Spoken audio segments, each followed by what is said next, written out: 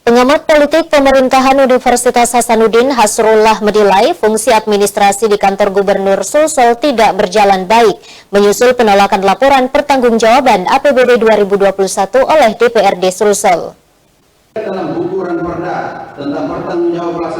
Gubernur Sulawesi Selatan Andi Sudirman Sulaiman mendapat banyak sorotan pasca memandatkan kewenangannya dalam menandatangani persetujuan laporan pertanggungjawaban APBD 2021 melalui pesan singkat di WhatsApp.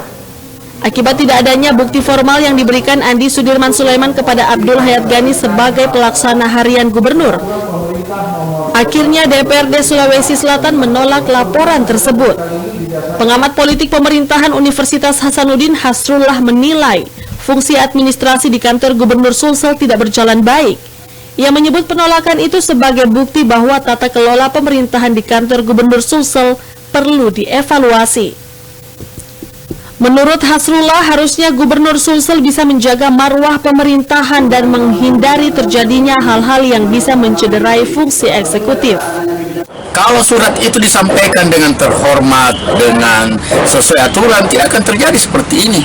Ini kecil, tetapi dampaknya kita ingin menunjukkan bahwa manajemen persuratan, manajemen pemerintahan itu tidak sinkron apa yang diinginkan oleh pimpinan sebagai gubernur maupun orang yang melaksanakan secara administratif.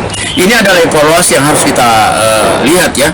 Dan DPR saya tidak menyalahkan siapa-siapa, tapi fungsi kontrol itu sudah jalan gitu. Hasrullah menambahkan tata kelola pemerintahan di Provinsi Sulawesi Selatan perlu dievaluasi agar kedepannya tidak lagi menimbulkan persoalan yang bisa menurunkan citra pemerintah. Di sisi lain, Hasrullah mengapresiasi langkah penolakan yang dilakukan oleh DPRD Sulsel sebagai bentuk fungsi kontrol mewakili rakyat. Wahyu Syaputra, Celebes TV. Diharapkan kepada